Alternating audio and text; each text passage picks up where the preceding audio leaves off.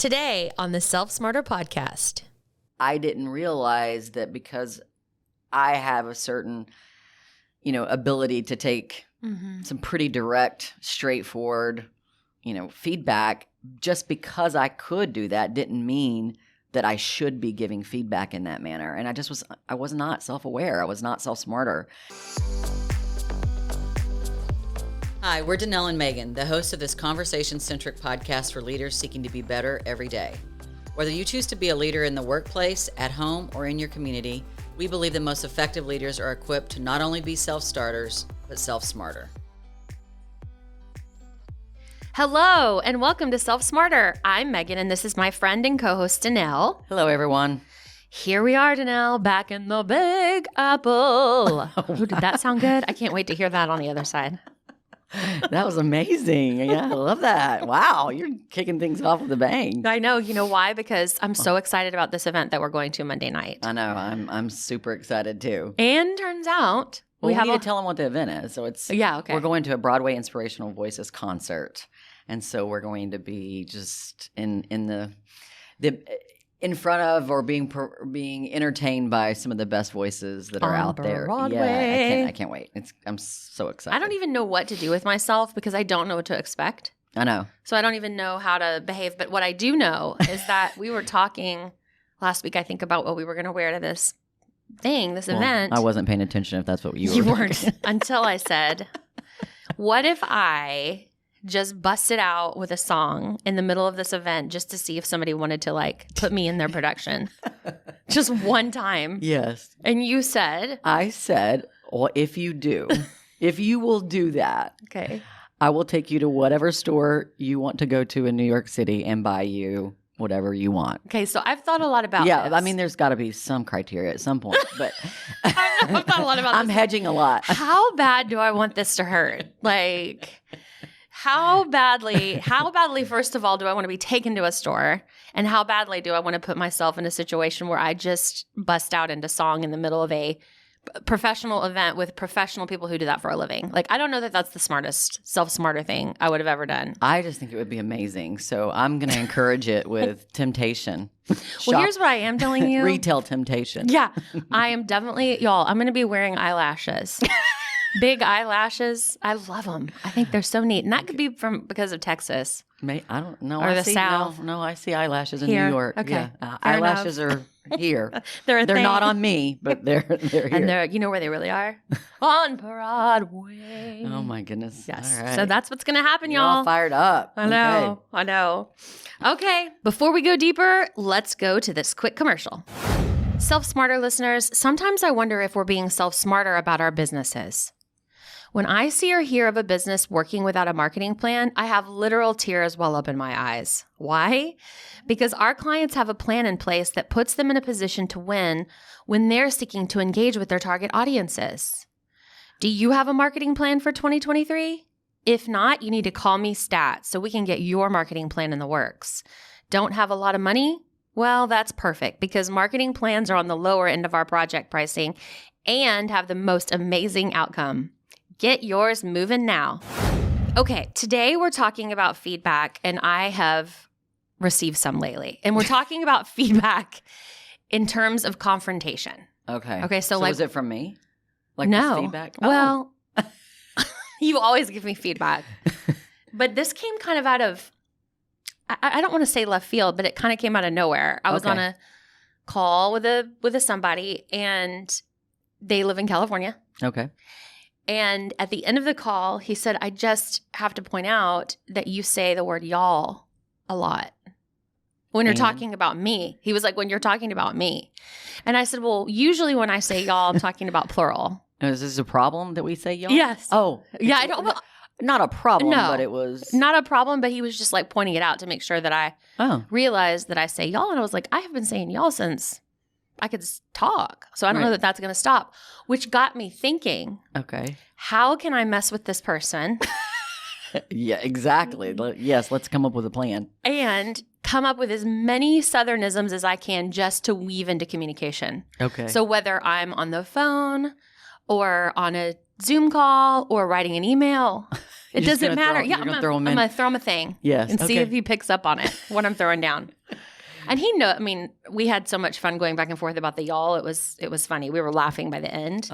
But since then, I've been thinking about it, and I just thought we could talk about some Southernisms. Yeah. Right up here. Okay. Because confrontation, he confronted me about it, and now I want to drill down deeper to really just kind of delight this person. I want to turn this confrontation into a somewhat of a care-frontation. Okay. I want to make it fun. Okay.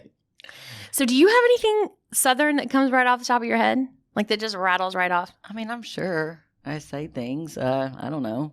I think you kind of worked hard to not do that. I did. I had a, and it wasn't a care-frontation. It was a straight up. It was a rude frontation. Yeah, exactly.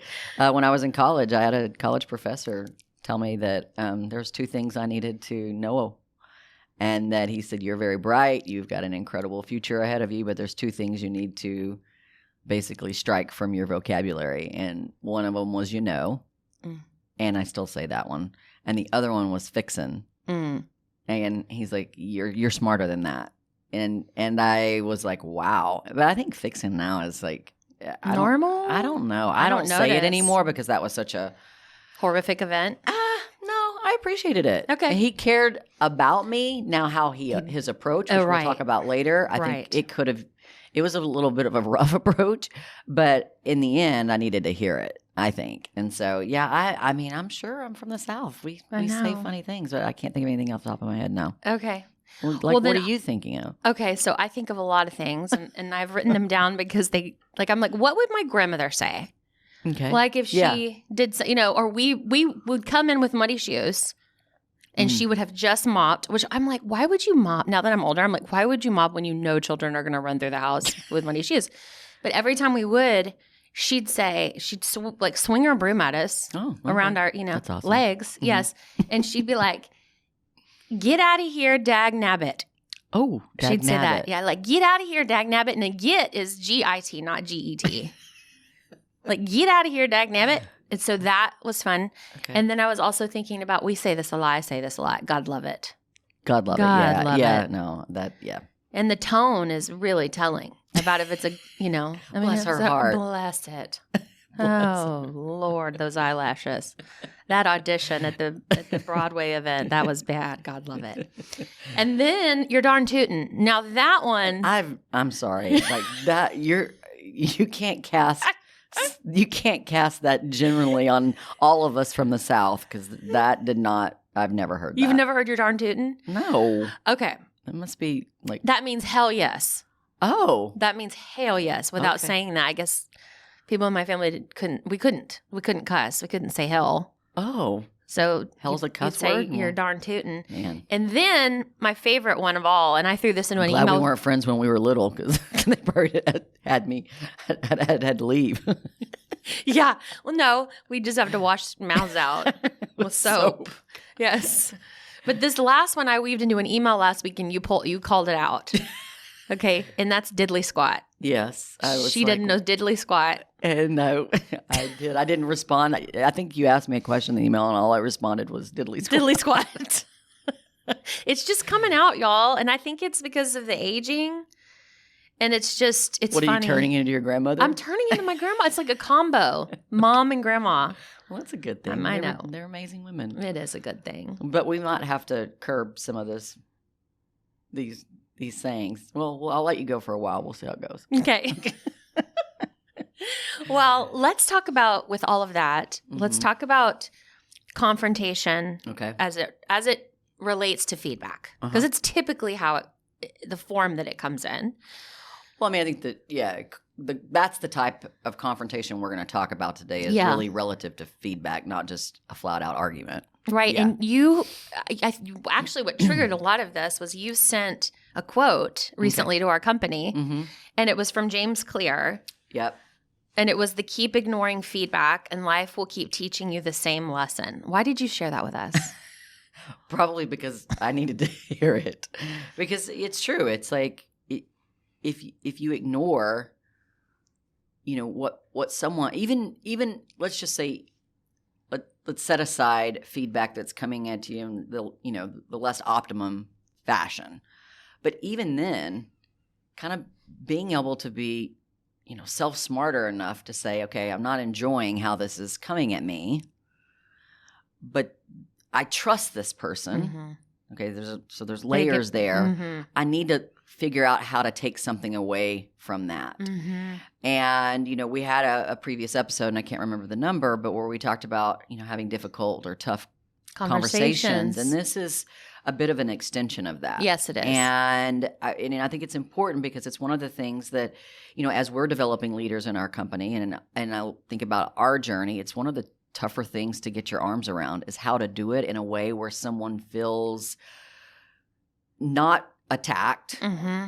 and can learn something from it. Mm-hmm. And so, this particular quote, keep ignoring feedback and life will keep teaching you the same lessons. It's like if you're not learning as you're going, sometimes the learning must come from those around you and those that you're engaging with, whether that's at work or in your personal life. And so being on the journey that I'm on, Mm-hmm.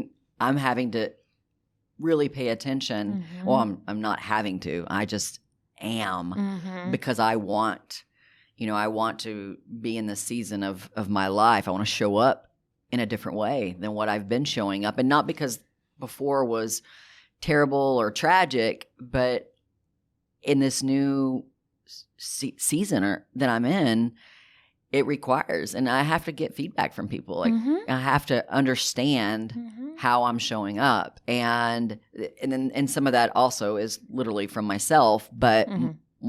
when it comes to confrontation, or what we're going to try to do today is flip the script and talk about confrontation, and the opposite of that would be care-frontation, and really doing it in a way where the person who's receiving is in a winning position after the discussion, and then the person who's also providing the feedback understands how to do it in a way where it's constructive. Mhm. Does it mean it's easy? No.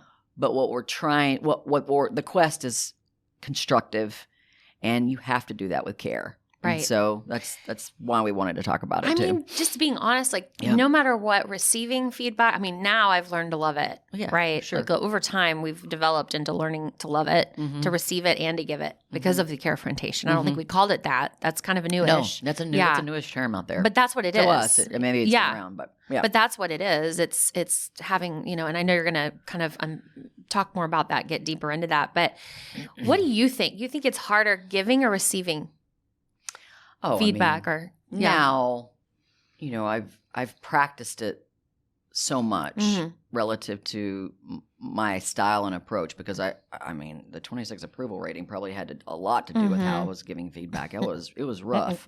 I didn't rough have and good- ready, as they say. Yeah, I didn't have a good bedside manner at all.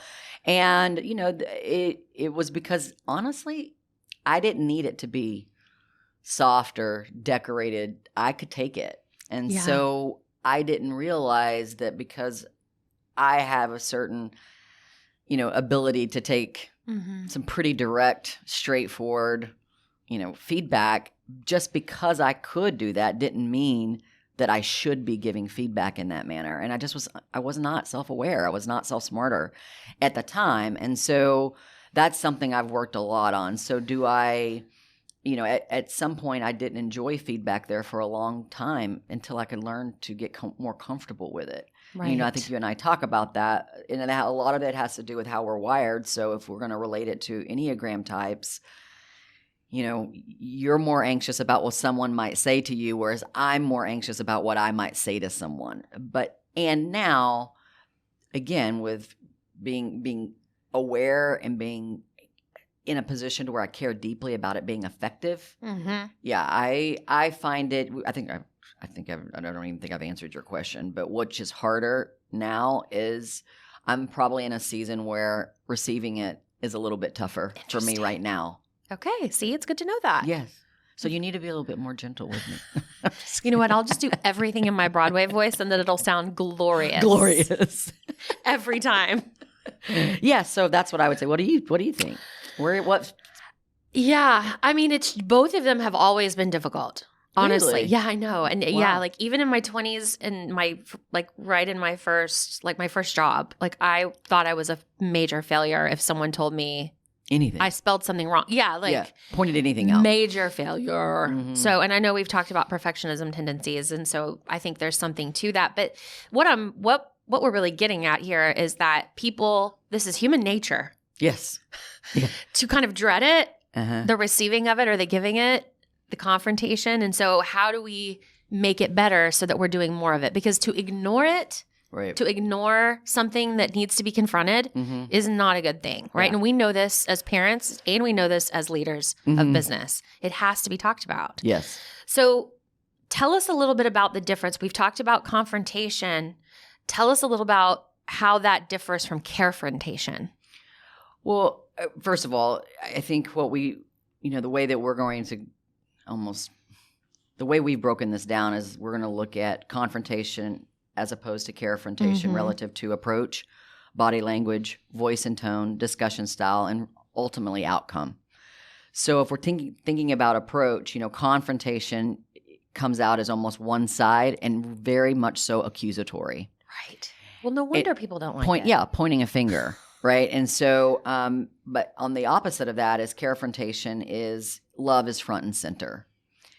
And so I think that could be, again, on approach, it's how are you setting this person up for what you're about to receive? And I think that is a critical miss for a lot of folks. And I know that for me, and personally as a 7, when I go to stress with 1, so if I'm having to give someone some feedback that's not the glorious kind, I have found that I can be very nitpicky, very accusatory with my tone and the words that I use. And because when I'm in my unhealthy 1 state, we get into this very rigidity around almost being right. And I have to be very careful about that. And I've noticed that too in my parenting, with Mackie, I have to be very careful with that. So that's on approach. On body language, confrontation, I mean, that's, you can visually see it probably in your mind, is the arms across, standing in a defensive position. Yes. So that would be that for confrontation. And care-frontation, arms are open literally and figuratively. Right. So you have to really put yourself in that position. And I think that's something easy to miss, is that you might be saying the most caring thing, or your approach might be in the right way, but physically our bodies say a lot. And I mean, sometimes that's just like the look on our face. Yes. Which we've talked about internally a lot. It's just like, and they're like, we're giving feedback to people. We're like, you look like you're angry. Yeah. I'm not angry. I'm like, well that crease in your frown. And I have it too. Yeah. Yes. And I'm just like, I'm just thinking. Yeah. Or I'm blind. Right. And I'm squinting. You and I used to share about that a lot. Like, I'd be like, are you mad at me right now? And you'd be like, no, I'm concentrating. I'm trying to listen better. Okay, good. Okay. But it's being aware cognizant of that. And between you and I, it's, you've got to have trust. Yeah. You have to work to establish trust with one another in order to be able to just provide feedback on the fly. But even though we have an extensive amount of trust for one another, we still don't get to show up in a confrontation mode, because what that will do is it'll continue to just erode. Chip away. No, it'll erode the trust. Right. So moving on, voice and tone, which I just talked on that a little bit. confrontation, tone can get louder and perceived as, we can get very loud and be perceived as stern. Yeah. And care-frontation really exhibits more of a neutral tone, not sad or mad, but very just matter of fact. Yeah. Like, here are the facts.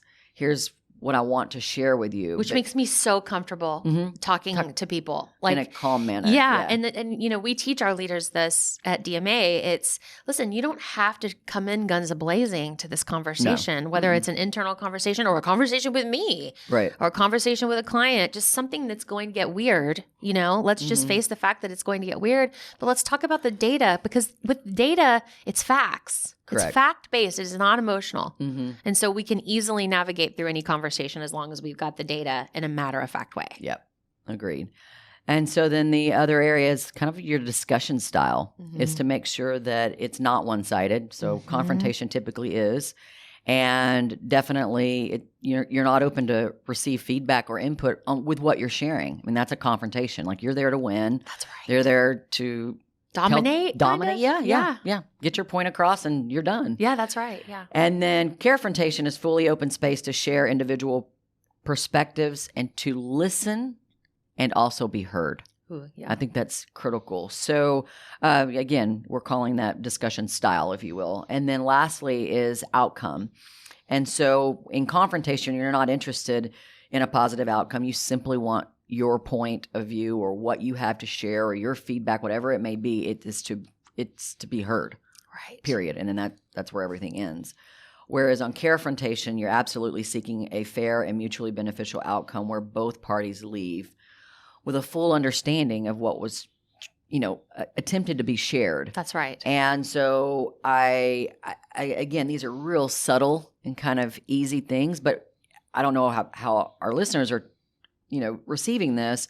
But for me, it's like I can easily forget these things. Yeah. Like even though they're simple, Mm-hmm. they're easy to forget. So when you know that you're going into a conversation, it's just a good checklist Mm-hmm. to have to where you can say, okay, wait a minute. I need to get my mind around doing this in a way because I do want to be heard, but I also want to hear what someone has to say about it. So I think these are, again, we wanted to share them because this is something in leadership and in, even in our personal lives that, like you said, this is kind of human nature. Right. But it's still something that needs to be honed. It is. Yeah. And it's easy to do it if you Try. you want that outcome. Right. Now, if you just want to win an argument, and stay on the confrontation side.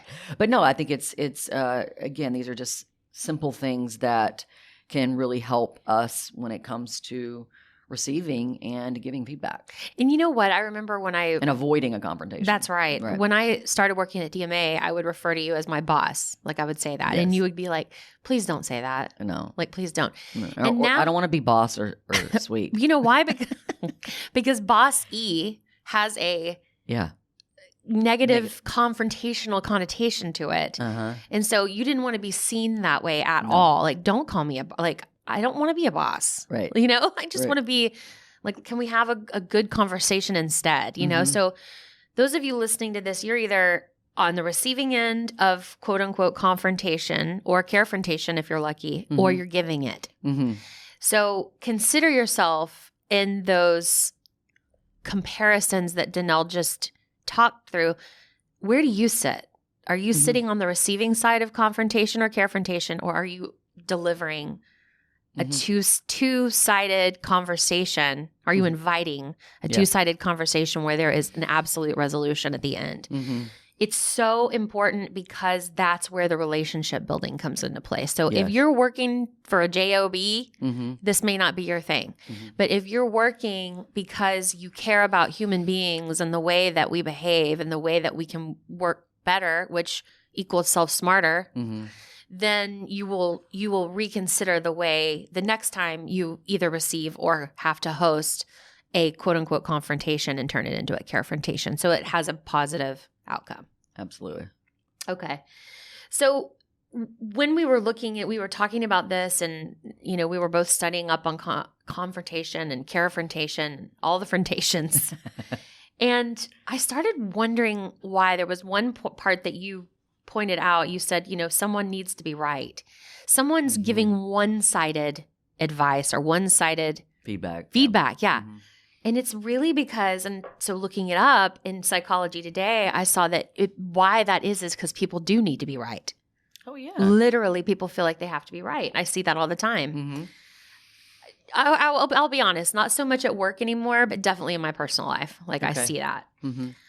And here's what the article said. I just wanted to share these nuggets because I thought it was really interesting. So again, we'll put the link to this article in the show notes so that you can see it. But it said, the need to be right is one of the more damaging themes of our culture. Like just those words, I was like, whoa. Yeah, that's something.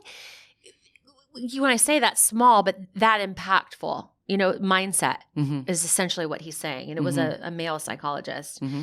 Then he also said, physiologically, being right quickens our pulse, so it has an effect on our bodies, causes us to shout, and can sever relationships. Mhm. It is the impetus for most acts of hatred, violence, and warfare. which, Yuck. yeah, I mean, if you think about it, like I have to be right. So I'm going to be a confronter. I'm going to be, have this confrontation. I need to be right. It's just not healthy. Mm-hmm. Then it says from the start, so this is why. Mm-hmm. From the start, our educational system is rooted in the construct of right and wrong. And we talk about this, you and I, a lot. Yes. Because we are rewarded for good grades, higher averages, etc. You must be right in order to get all those things, which is why I think people in their 20s struggle coming into a culture where you don't always have to be perfect or right. So we all are this way. The article asks the question, can you imagine an educational environment where independent thinking and good questions were rewarded? How about them apples? Yes, I want to start that school tomorrow. I know. I'm going to add that to my list of things I want to do. I know. And he goes on to say like if, imagine if you have a room full of first graders and you bring up a topic. There is no right or wrong answer. We're just going to discuss it. Yeah. We're going to discuss whatever. I don't know. What did first graders talk about?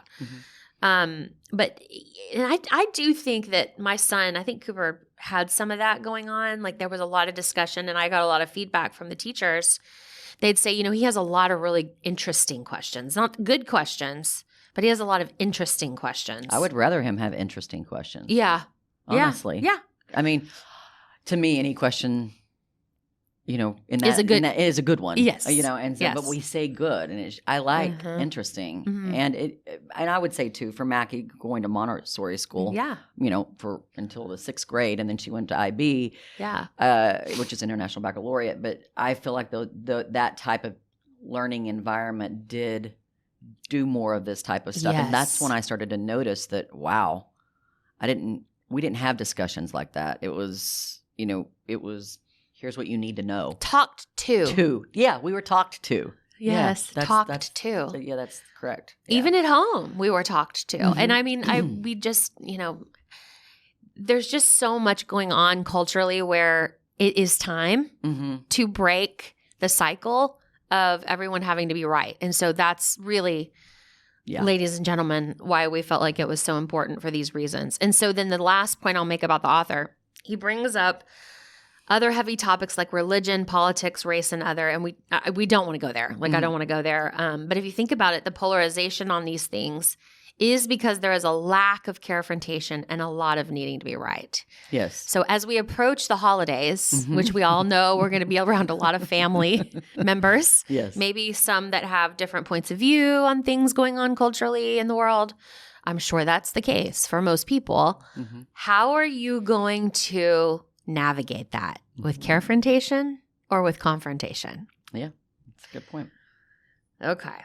So do you have any tips for people who are listening on ways to start integrating care-frontation into their culture?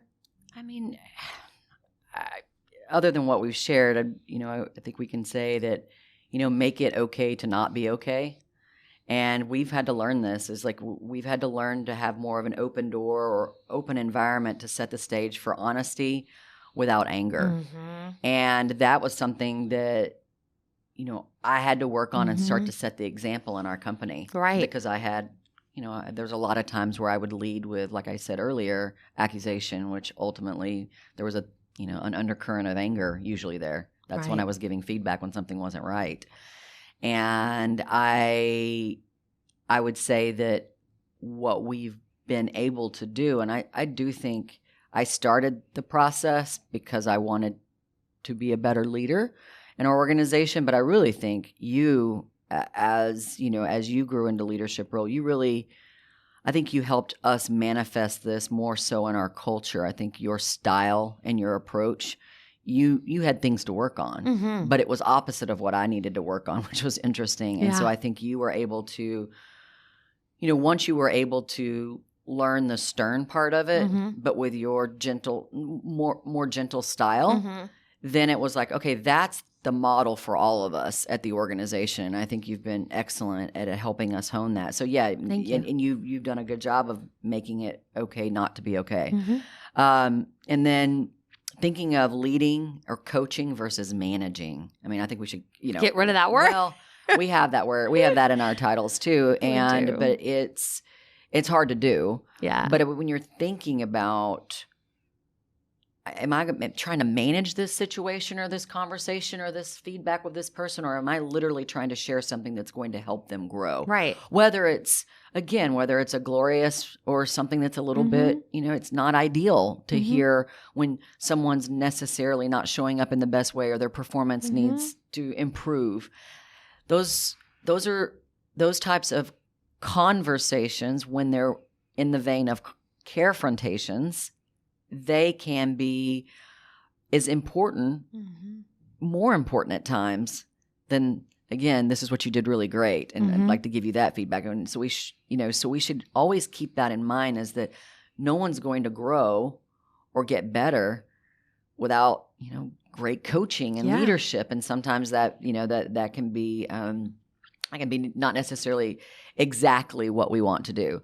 And then, like you said, talk about care-frontation, teach about the word, share, do your own research, or share in your organization or the group that you're leading, whether that's outside the workplace or not, and really open up to the people that you're engaging with, that this is how not only you want to show up, but that you want it to, on the receiving end of it. That's right. So you want to give care, you want to approach feedback in a care from, gosh, I cannot speak. I just tongue-tied. But talk about care-frontation with your team so that you are able to, set the stage. And not only, hey, this is how I'm going to show up, but this is how I would like to receive it back. So, and I think it's something that needs to be shared. So I don't know if those are, specific I action think those items, are great. Yeah. but that's what I would recommend. Yeah. And that's because that's what we're doing. Right. That's what's working for us. That's right. Yep. And I'll add to the talk about care-frontation that you just mentioned is, like, if I'm talking to a leader who I know is about to have a care-frontation, or if I'm there, sometimes I'm there when this happens. If they're having it with someone else or with me, I'll say, you do that with me too. You handled that really well. The way that you went into that with care, that was so much better than I could have imagined it going, so just giving that feedback to people if they're doing it, if you're witnessing it. Yes. And I will say out to another pro tip that just popped into my head when you said that, was one of the things that Megan and I figured out a long time ago was when I had to confront someone, whether it was someone at our company or whether it, was a client, or even in my personal life sometimes, when I knew I had a confrontation that was coming up and I was getting into the mode of trying to make sure that I'm showing up in a careful way. Yeah. What I will tell you that I learned to do with Megan is I just learned to almost go into the practice with her and get all of that angst out. Yes. And so whether you're practicing in the mirror or you're practicing with your ride or die like I do with Megan, that helps me. So I don't know if that's a tool that's necessary for a lot of leaders, but for me, I like to, it's almost like a bit of a rehearsal. It is. So that I can work through some of these kinks. Yeah. Or, that just come out of me naturally. Yeah. And especially when it's difficult. Right. So I've learned to do that, and it's just been so helpful for me. Yes. Even with the good stuff too. No, both. Promotions, everything. Yeah. We rehearse a lot. Practice, because we care. We know that words matter.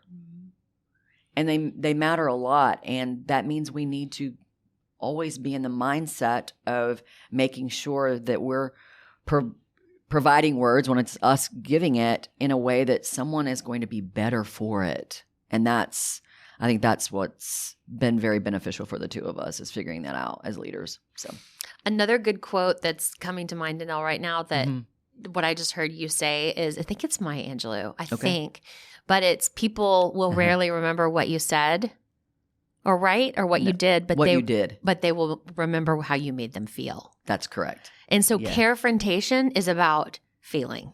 Absolutely. It's the way you want someone to walk away from that exchange. Yeah. And quite honestly, the way you want to walk away from an exchange when you're the one on the receiving end. That's exactly right. Yeah. All right. So care-frontation, folks, let's practice this in our businesses, and please report back. Let us know how it's going, and feel free to reach out to us personally or on social media. We'd love that too. Absolutely. All right, so let's transition to our music moment. So I know you have some sweet notes here and things you wanted to talk about, but I'm going to hijack music moment. Oh! Okay. Okay, that'll So be fun. before we started this episode, Meg was recording some commercials, and I think your phone buzzed because I think you got a special text. So you might want to. Oh my gosh. Yes. So why don't you look? There's a text from me in your phone. Oh my gosh. I know most of you are not watching, so Meg's getting on her phone, and she has a surprise waiting on her. No. Yeah. We're going to see Michael Jackson tonight. The musical. Meg. Okay, I don't want to scream into the Yeah, I was microphone. about to, David. She's David. like, she's Don't scream, please. Yay, thank you so much. I know. I'm so excited. Mackie's going to be so excited too. So, for those of you who don't know, there's one of the top musicals right now on Broadway is MJ. The musical. In fact, the lead, he won the Tony for Best Male Performance. And so And Mackie we're and going I to see saw him tonight? Yes. That yes. actor? No, him. Yeah, yeah. It's the original cast. performer? The original cast. For those of you coming to New York Y'all, I'm anytime shaking. soon. Yeah, it's insane. So I'm so excited. And I know you're a longtime Michael fan. And a lot of our fun memories together have been With Megan Michael. performing Michael Jackson numbers from her high school and days. college dance days. Yes. So it's just a special time, and we're going to have the best time tonight. And I'm so excited. I love to surprise Meg, Oh, obviously. thank you. I'm so excited. I'm not a great gift giver, but I like to gift I think experiences. you're a good gift giver. Well, not like things. Experiences I like to give. So we're super excited, and we'll talk about it on another episode. But I wanted to surprise her with that and then share it with the listeners. You guys are witnessing like a 9 moment I mean, on the she Enneagram. can't- I can't even speak. I can't even speak. I'm like, I've gone to black. Like I've gone to just black in my head, and like I'm so excited. I'm Well, going to dance. Yes, with that glove. Yeah. We need to go did buy a I? glove. Yes. Let's go get a glove. No, I'm serious. When Mackie and I saw it, people come dressed up. Oh, I believe it. But we're going tonight. I have a glove at home. Oh. You gave it to me. I I think did? you gave it to It's Somebody amazing. did. Well, we need to get a picture of you in that glove for when this episode drops. Yeah. Yeah. And I'm sure I have old concert t-shirts. I've seen him multiple times. Really? I never Yes. saw Michael live. Yes.